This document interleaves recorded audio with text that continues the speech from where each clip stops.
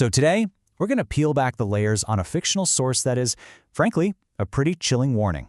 It imagines a world where AI and big data aren't just tools, but weapons. And they're not aimed at armies or infrastructure. Nope, they're aimed directly at the human mind. And this one line, it really just captures the whole terrifying idea, doesn't it? The threat we're talking about here isn't random or chaotic. It's a cold, calculated logic. It's a bet, a huge gamble, on just how predictable human nature really is. That single premise sets the stage for everything that's about to unfold. All right, so where does an attack like this even begin? Well, the source argues that the new battlefield isn't someplace you can find on a map. The real target, it isn't actually you. It's your digital shadow, your digital self. And this gets us to this core concept of the digital alter ego. I mean, think about it. Every click you make, every single thing you buy, every post you like, it's all data. And that data is used to build a virtual you, a data-driven twin that becomes the real target. Why? Because unlike a person, a data profile can be perfectly analyzed, predicted, and, manipulated. And here is where you really see the weak spot. I mean, breaking a person's actual character, their real integrity, that's hard. It's messy. But a digital profile? At the end of the day, it's just a collection of data points. It's a bit that can be flipped. It's a profile that can be turned against its owner, which makes it the absolute perfect target for this new, insidious kind of warfare.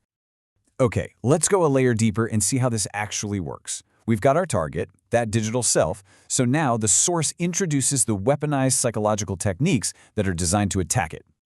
The story gives this a name that sounds pretty ominous: operative psychology. And it's exactly what it sounds like. If you think of traditional psychology as a way to understand and heal the mind, operative psychology just flips that on its head. It weaponizes all that knowledge to systematically take a person's psyche apart, piece by piece. And here is just one chilling example of how it plays out. It's called the love agent scenario. An agent gets a target's data profile and uses it to become their perfect partner, literally mirroring their deepest desires to build this incredibly intense emotional bond. But the goal isn't love, it's betrayal. The second that target is completely dependent, the agent systematically, consciously destroys them emotionally, leaves them totally shattered. And the most disturbing part of all, an AI is watching the whole thing, learning, feeding every single moment of that emotional devastation into its own hidden layers. And right here, this is the twist. The person being destroyed, they're almost secondary.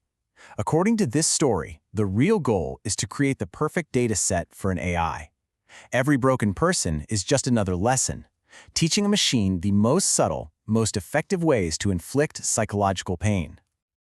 So you have to be asking, why? Why would anyone do this? Well, the third layer of the story gets into the motive, a really twisted ideology that's used to justify these horrific actions. So we meet this character, Claudia Tomas, and she's basically an evangelist for this new world order. In her mind, these attacks aren't destructive at all. No, she sees the nation as sick, and this brutal form of social therapy is the cure. It's all about burning away what she considers to be weakness and delusion. Her whole justification is built on this chilling, two-part piece of logic. First, she just states it plainly. We are not destroying them. And then comes that classic authoritarian line. We are saving them from themselves. It's this idea of freeing people by completely shattering their reality.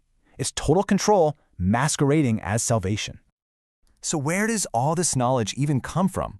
Well, the source claims its foundation is pulled from the real-world archives of the Stasi. That's the secret police from former East Germany. They are literally drawing from a massive historical library of data on how to control and manipulate people. And that leads us right to the very center of the onion, the final and honestly the most important layer. This is the real purpose behind this whole terrifying operation. To even get a sense of the scale here, the story asks you to imagine those Stasi archives as a stack of paper files, a stack that's over 10 kilometers high. That's taller than Mount Everest. It's literally reaching for space. That's an almost unimaginable amount of data on how to control human beings. And here it is, the big reveal. The human targets, the agents, the ideology, all of it, it's just a means to an end. The actual goal isn't controlling the people they're targeting today. It's about using their destruction to train a machine that can control everyone tomorrow. So this AI has one mission: become the world's foremost expert in human manipulation. The source calls it densifying its hidden layers. Basically, that means cramming it so full of raw data on psychological trauma that it learns exactly how to break the human spirit. The endgame? A predictive tool of control so powerful that it gives its creators absolute, unchallengeable power. This really spells out the difference between the cover story and the real mission, right? The human agents are told, hey, you're fighting crime. But the AI's real purpose has nothing to do with isolated incidents. It's about building a systemic, predictive model of control. It doesn't need a few skillful agents, it just needs a massive quantity of data to achieve that density. So, where does all this leave us? Well, the conclusion of the source presents this final, really chilling warning about what this new kind of conflict is really all about. You see, the source explains that this system justifies its own existence by creating the very threats it claims to be fighting. In other words, it doesn't find monsters, it manufactures them from ordinary people. It creates a virtual reality that perfectly fits its own narrative. And that, right there, is the ultimate casualty. When a system can just create its own evidence, its own villains, the line between what is real and what is completely manufactured just dissolves. The battle is no longer for land or resources, it's a war for control over reality itself. And so, the story leaves us with this really provocative question.